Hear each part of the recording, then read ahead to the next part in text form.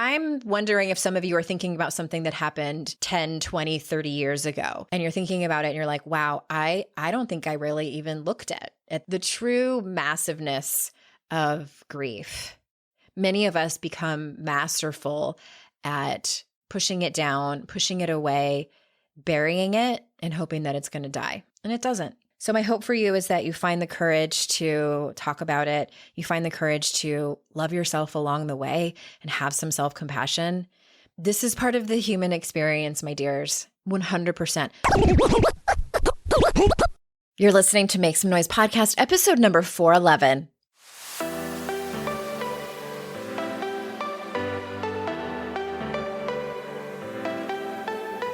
Welcome to Make Some Noise podcast, your guide for strategies, tools, and insight to empower yourself. I'm your host, Andrea Owen, global speaker, entrepreneur, life coach since 2007, and author of 3 books that have been translated into 18 languages and are available in 22 countries.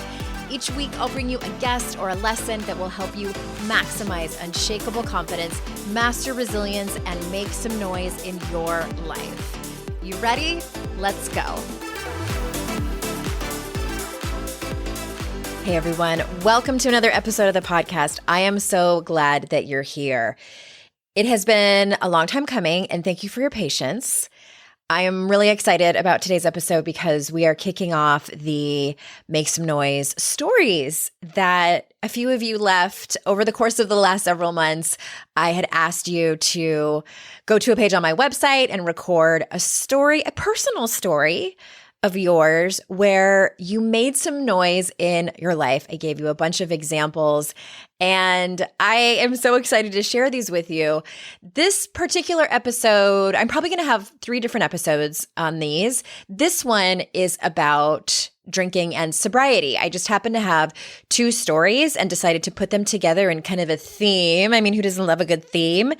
And the first story you're going to hear from a woman named Jill. I'm going to play her story and then I'm going to have some commentary. I always have thoughts. I always have commentary. And then the second story is more in the form of a question, but it is an extraordinary story from a woman named Amy, who happens to be a former client of mine, who's done some amazing things in her life and has an incredible story. And it has a question, which I thought would be really helpful for others to hear. As many of you know, if you listened to my episode a few weeks ago, I have 10 years of sobriety and recovery from drinking alcohol. I have a few more years on top of that from codependence and love addiction and an eating disorder as well. So I just know that a lot of people struggle with those things. Maybe you don't identify as an addict or alcoholic. It doesn't matter. We're all recovering from something. We all have these areas of our life, these behaviors or coping mechanisms that we lean on when we're struggling, when life feels out of control. And sometimes they work. Sometimes they help. And there is definitely a fine line between self-care and unhealthy coping behaviors. I'm not here to shame anyone for eating chicken and biscuit crackers late at night.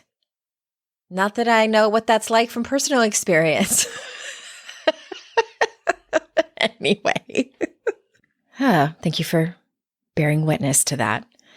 I wanted to make an announcement before we jump into the 2 stories that you're going to hear. And registration is open for Make Some Noise Confidence course. I am pumped to take a group of women through 8 weeks of deep dive study into Make Some Noise, my book. And we start soon. Head on over to andreaowen.com/confidence. You can read more about it there and sign up. It's super affordable. I made it really affordable so people could have access to it, to working with me. And the real benefit of this is a few things. You get to be in community with other women who are like-minded. You also get me to answer your personal questions, either in the Facebook group or on our weekly Zoom calls. And if you can't make the live calls, the recordings will be available for you. And it's a deep dive. If you love self-help books, then you'll love this. because I know a lot of you really love to do more than just read or listen to the podcast. You like to do the exercises, you like to answer the questions, you like to have some introspection in your life, to get to a place of real self-reflection and self-awareness. So you can make changes. So you can take action and make changes. So AndreaOwen.com/confidence. We start soon, and I will hopefully see you over there. So you're going to hear from Jill, and I love this story. I'm sure it's relatable for many of you, whether you've chosen to quit drinking or not. She talks about actually two different things where she's made noise in her life. And just as a reminder, for those of you that might be a little bit newer to the show or who haven't read the book, Make Some Noise, making noise is not necessarily about shouting from the rooftops and expressing your opinion loudly. That's definitely part of it. But making noise is about pushing up against conditioning and social programming that tells you you should not do something. It's about setting boundaries. It's about having hard conversations. It's about some really hard self-reflection and coming to some self-awareness that may be really uncomfortable and things you've previously not wanted to look at. So without further ado, here is our first Make Some Noise story from Jill. Hi, Andrea and team. This is Jill from Western New York, which is just south of Buffalo. I've got a couple of personal stories centered around making noise, and I'm going to share with you the one that is loudest in my life right now. My husband and I have been avid social drinkers for nearly 30 years now. Everything we do centers around booze, beer, or wine. That all came to an end just about 2 years ago when my teenage daughters showed me some video footage of their good time mama. I was belting lyrics on the ground at 2 a.m., unable to walk. Of course, I was mortified and humiliated to see this video, but I've got to confess, it was not the first time they had shown me myself having too much fun after too much booze. Coming from a long lineage of alcoholics, I knew right then and there it was time to stop, to do better for them, to do better for myself. So I read the book Happier Hour by Beck Sweller, and my 90-day sobriety challenge was soon underway. That 90-day challenge is now close to 2 years sober. I knew countless benefits would come from it, and they sure did. Better sleep, mental clarity, motivation to do more positive outlook on life, and finally being the role model my adult daughters needed. I wanted them to witness that booze and beer did not have to be part of the equation when having a good time. What I didn't know was that major shifts and changes in our social dynamic were also going to take place. We stopped getting invites altogether. Our super large circle of friends dwindled down to just a few. I had to set some hard boundaries with many toxic family members who also suffered from severe drinking problems. Ultimately, it has been the best decision I've ever made for myself, and I'm proud that I now set standards and boundaries for what I'm willing to accept or not accept in my life anymore. And even before my own sobriety journey, I had to set one of the toughest boundaries I had ever created, which was the decision to cut the cord from my own mother. My mother passed away this past March from liver disease associated with her own alcoholism. She had been a heavy drinker and self-medicator her entire life. Several years ago, we watched her own sister die of liver cirrhosis, and we hoped that it would be the catalyst to change my mother and her ways. But ultimately, she chose the same path. 4 years ago, I had to make the choice to not watch her slowly kill herself in the same fashion. Even though we lived in the same town, just a mile and a half down the road from one another, I said goodbye to my mother and any relationship or contact with her. I began my own inner work on forgiving her and sending love and light from a distance.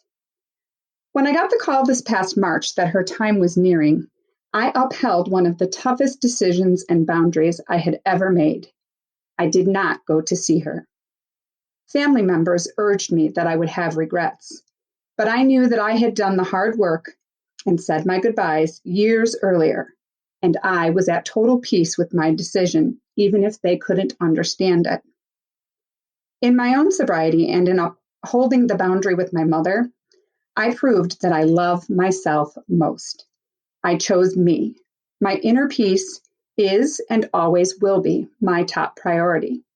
I actually attended the Andrea and Amy writing experience last year, and I'm currently working on my personal memoir outlining many of the noise-making decisions I've made throughout my life. Writing has been a healing journey and a spiritual awakening for me. Thanks for your time.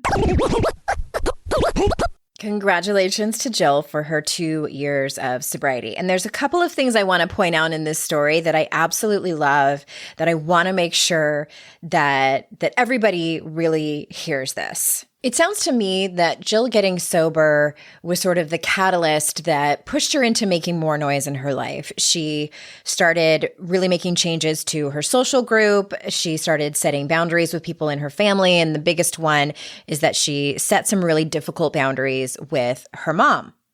And this is what happens when we step into courage, when we make noise in our lives. It can have this sort of domino effect. I remember when I got sober and something hard happened when I was sober. And I remember thinking, okay, if I can get through this sober, I can do anything. I can do anything. And I still think that 10 years later. And it doesn't necessarily mean that you have to get sober.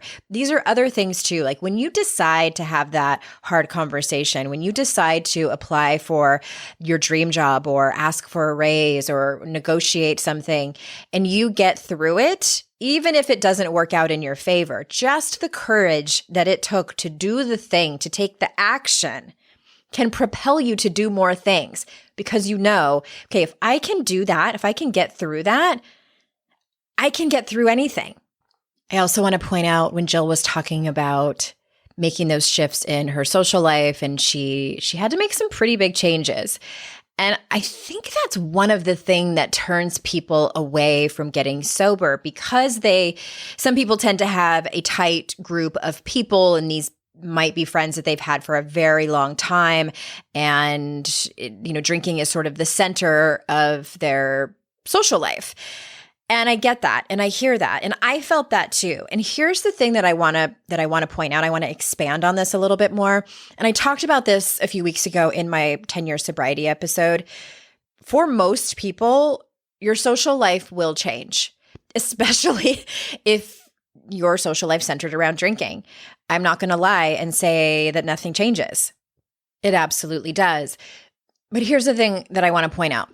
And this really goes for anything that you decide to either cut way back on or pull away from, and you find yourself kind of pining for that experience or, the quote unquote good old days or anything like that.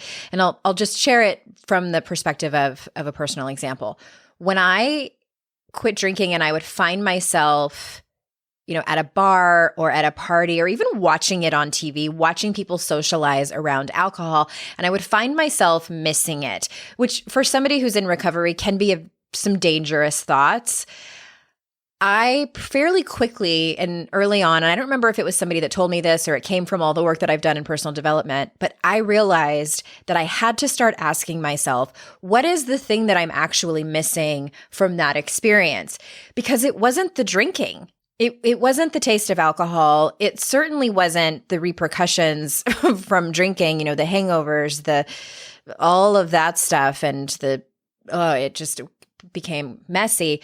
But what I was missing was the feeling of being alive and free and just being myself. I was also missing social interaction.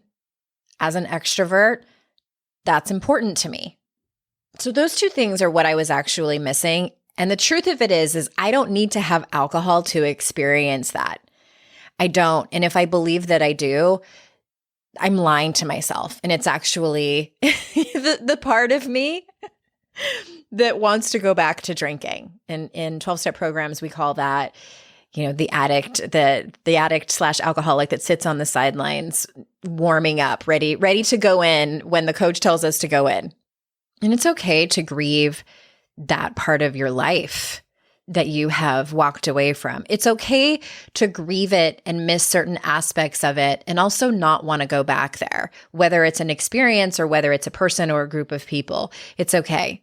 That happens to some people. It happened to me. So I want to just say congratulations to Jill. Also, awesome that you're writing a book. And I know she mentioned that writing has saved her and helped her so much. I think that is the case for many, many people. And I encourage all of you to do it. All right, let's move on to our next guest is Amy, and she is going to share her story as well as a question, and I will come around on the other side to answer her question. But first, I wanted to share a quick word from one of our sponsors. So I've been telling you guys over the last handful of months how obsessed I am with Onyx and Rose and their CBD products. I still am. I started using CBD and I knew that it had to be high quality, something that I'll actually enjoy using. And I have found all of that and more with Onyx and Rose. They have amazing CBD oils, balms, gummies, skincare, and their tinctures come in delicious flavors like sugar cookie. I have the chocolate coconut and it literally feels like I'm having a treat when I have it. It's so good. And all Onyx and Rose CBD products are non-psychoactive, meaning you can experience the therapeutic benefits of CBD without side effects. I'm obsessed with their overnighted sleeping mask. Oh my God, the texture. I look forward to putting that on my face and neck every night. I love, love, love it. I have a feeling that Onyx and Rose will be the highlight of your daily routine, and I have an awesome deal to get you started, 20% off your first purchase. Go to onyxandrose.com/noise and use promo code NOISE. This deal is not available everywhere. You can get 20% off. Use promo code NOISE at onyxandrose.com/noise. And please know that when you support our sponsors, you are supporting this show. And if you ever forget any of the promo codes or URLs, you can go to andreaowen.com/sponsors and they're all there. Enjoy your Onyx and Rose. All right, we're moving into our second story from a listener named Amy. And as I mentioned before, Amy is a former client of mine. And a tiny bit of backstory for context, Amy was a competitive triathlete as well as a triathlete coach. And something happened, which you'll hear about. I don't know if she was considered an elite athlete. I think so. In my eyes, 100%. This woman was just a beast of an athlete. So amazing, so fit. And you're going to hear about what happened. Hey, Andrea, this is Amy. Lots changed since we talked. Just wanted to basically catch you up to where I'm at and what I think I could offer your podcast. I got married in 2019, January 2019, to a wonderful guy, and I had a stroke in November of 2019. When I was at the epitome of my athletic career and everything I was doing, it really knocked me for a loop. And I have found that I have been coping poorly, coping with alcohol, coping with boredom, coping with TV, coping with, but the biggest thing is the alcohol piece. I don't drink every day, but I noticed my husband, he caught me with a bottle in my hand when he was walking the dog one day. And it really made me realize that, I've got to stop that. So if there's anything you might be able to offer, anything that might be beneficial to me, I'm finding a therapist, I'm working with them, but I'm learning a lot. And I think I have coped with this stroke. I haven't really faced it. It took a lot from me. I'm not able to be as cognizant with my clients as I used to be. Not able to do anything I did before in my CrossFit gym. I can't do any pull-ups. I can't do a box jump. There's a real delay, and it's frustrating me, really, really frustrating me. So I don't know. If you want to work with that'd be great. If not, I wish you all the luck in the world. I'm really happy for you and your third book. So thanks so much. Bye. Well, Amy, thank you for sharing that story and being brave, not only with us, publicly, but with yourself. Sometimes I feel like that's the most important part, is that you are brave enough with yourself to admit that there may be a problem. If nothing else, it's something to look at, even if it's not a problem. And I'm not saying that this isn't a problem. I'm saying that to everyone listening. When I heard this story, I wanted to pull out my handy dandy workbook from the Rising Strong, curriculum. I'm certified and trained and certified in the work of Dr. Brené Brown. And one of the ways that we facilitate this work is through the Daring Way. That is based on her book, Daring Greatly, if any of you have read it. And then there's also curriculum that takes you through Rising Strong, which is essentially what Brené calls rumbling with your feelings. I'll give you a little bit more context. We all know at this point, if you like personal development podcasts, you know that vulnerability is the key to connection, trust, love, intimacy in our relationships. And what happens is, if we're vulnerable, we put ourselves out there, and eventually we're going to get our heart broken, we're going to fail, we're going to get our ass kicked, right?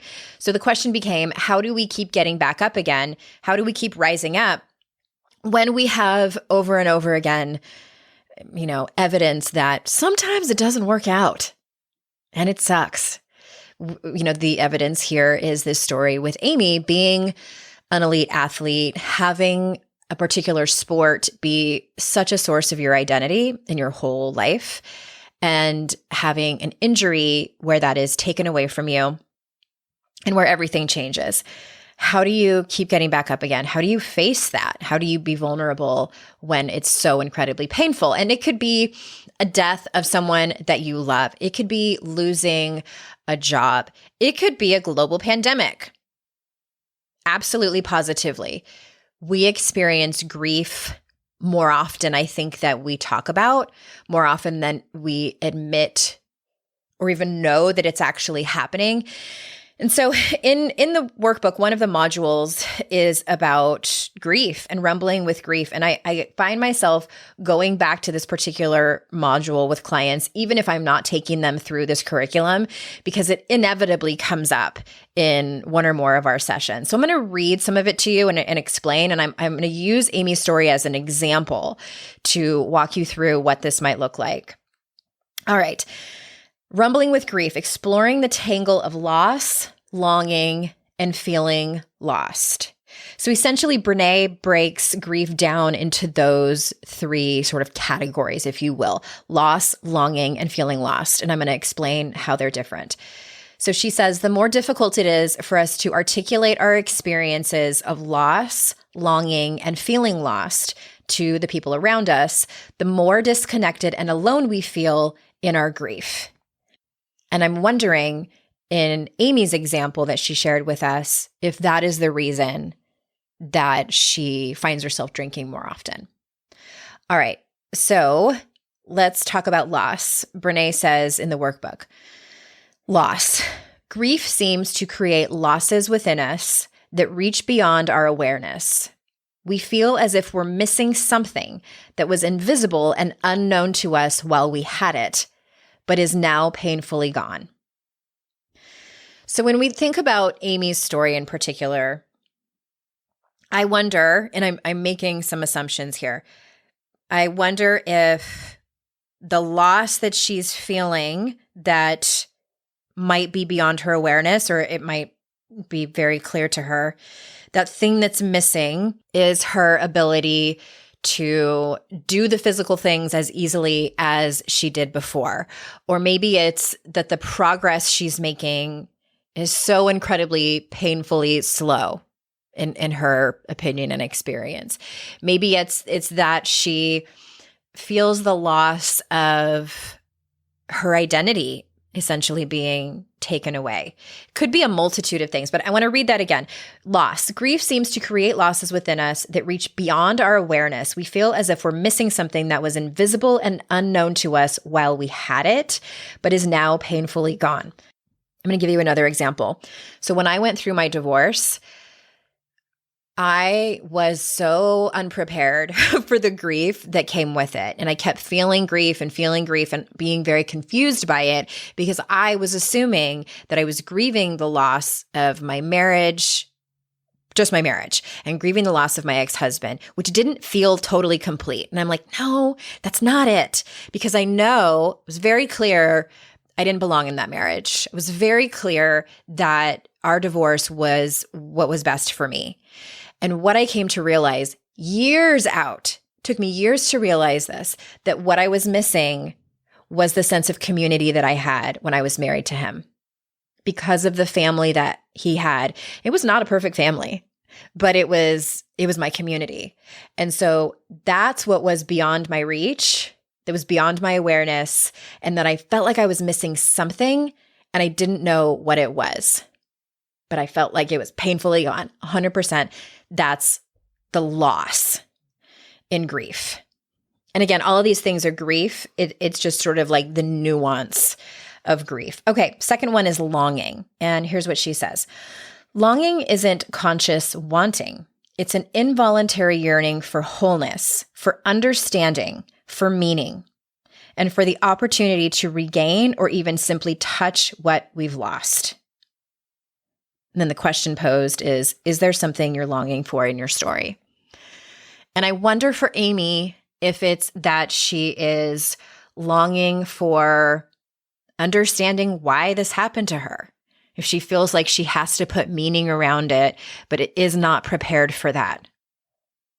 I think that especially in the personal development spaces where it's all about life lessons. It's all about like, why do you think this happened to you? Like, what's the bigger meaning? And like that everything happens for a reason, which I don't agree with all the time. I think we can get caught up in that and just try to figure out what it is. Why did this happen to me? What is the deeper meaning? What is the life lesson? And that can really be a mind fuck, right?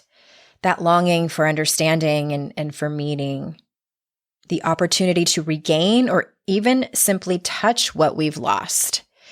And we can't touch it. And that is grief. That's the grief that we have to rumble with. That's the grief that we have to sit in. Ugh, I know. All right. And the last part is feeling lost. Grief requires us to reorient ourselves to every part of our physical, emotional, and social worlds. Sometimes it even changes how we think of our identity and ourselves. Raise your hand if you ever felt lost when you're in grief. I remember when my dad died, it was like, and I know people had talked about this, but I for the first time felt like I understood what people were talking about when they said, it feels like a limb is missing. It feels like there's a hole in my life that will never go away. And I wonder if that's what's happening with Amy. And that feeling of, I may never go back to the woman that I was before my stroke. That's a massive brain injury, from what I understand. I'm not a neuroscientist, but and then time goes by and then you're aging, like there's so much there. And also I think especially because Amy had a stroke and it's sort of one of those invisible injuries where if she had, a terrible physical injury where people could see and she has a cast and she's in a wheelchair and she's doing physical therapy and all of these things that people can actually see. I don't know, maybe that feeling of grief is a little bit different than when it's a brain injury and people can't really see it. And maybe you put different expectations on yourself. I don't know. I'm just sort of wondering and getting curious and also trying to make the rest of you think about things in your life where where you have maybe felt lost. Let me read it again. Grief requires us to reorient ourselves to every part of our physical, emotional, and social world. Sometimes it even changes how we think of our identity and ourselves. I believe it's in the book Rising Strong, and Brené gives this example of a couple who became empty nesters and almost literally had to reorient themselves. She said they were like bumping into each other in the house and didn't know what to do with the dining room table. And do they get rid of the place settings, now that there's not these extra people there? And that is part of grief. And it can be these small things that you may not see coming. And it's feeling lost. Like you're not, like your whole worldview, maybe your routine changes and it throws you for a loop. That's feeling lost. So if anyone's interested, I do facilitate that work privately, one-on-one. If the world opens up again, I'm going to consider doing some in-person retreats to do that work. It's absolutely life-changing. But also I want to circle back to the drinking aspect of Amy's story. And it could be anything that people pick up. When you're in grief, we don't love it, It's like, of all the feelings, of all the more challenging feelings, grief is definitely up there with the ones that we don't want to sit in it. We don't look forward to that at all. I think especially in our culture where it's not embraced, it's not even really normalized, we tend to look for things to change the way that we feel. For some, it's drinking. It could be, there's process addictions and there's chemical addictions. And I'm not saying that Amy has an addiction. I don't know. But just for the sake of talking about it, the process addictions are things like gambling, codependency, our phones, social media, love addiction, that type of thing. And chemical addictions are more of the drug and alcohol kind. And whatever yours is, I think we all do it. And the only piece of advice that I have is to do exactly what you're doing, Amy, is look at it and talk about it with the people that you trust the most. I'm so glad that you're getting a therapist to talk about it.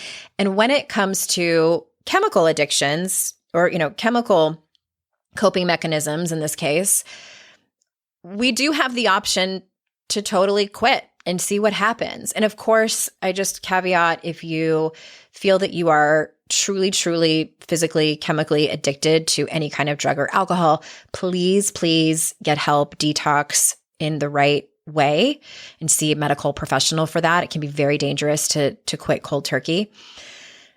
But that was the challenge offered to me 10 years ago when I decided that I think there was a problem that I needed to look at. And my friend Courtney said, just quit for 30 days and see what happens. And personally, that was a huge eye-opener because I couldn't do it. It was terrible. Even if I could do the 30 days, I would have hated every moment and just been angry. And it definitely showed me what I needed to look at. So that's my advice, is to pick an amount of time. Maybe you and your therapist decide that. Do you want it to be 2 weeks? Do you want it to be 45 days? Like whatever you want to make it. And it's not just about the quitting.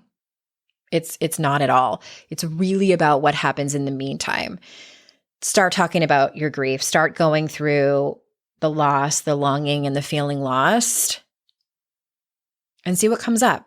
And I hope this was helpful for all of you who may have gone through a similar experience. I mean, I'm wondering if some of you are thinking about something that happened 10, 20, 30 years ago. And you're thinking about it and you're like, wow, I don't think I really even looked at the true hill. I don't have a better word. The true massiveness of grief. Many of us become masterful at pushing it down, pushing it away, burying it, and hoping that it's going to die. And it doesn't. So my hope for you is that you find the courage to talk about it. You find the courage to love yourself along the way and have some self-compassion. This is part of the human experience, my dears. 100%. None of us, 0 people go through life without having some kind of grief and these nuances that I just talked about. It's part of life. It's part of all of us. It's what makes us human. All right, everyone, that's all I got for you today. And remember, it's our life's journey to make ourselves better humans and our life's responsibility to make the world a better place. Bye, everybody.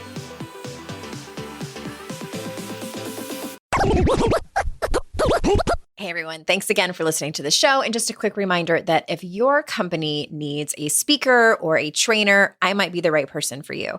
I speak and do keynotes on confidence and resilience for mixed audiences, as well as do trainings on the Daring Way, which is the methodology based on the research of Dr. Brené Brown. So if you think it might be a good fit, hit me up at support@andreaowen.com or head over to my speaking page, andreaowen.com/speaking.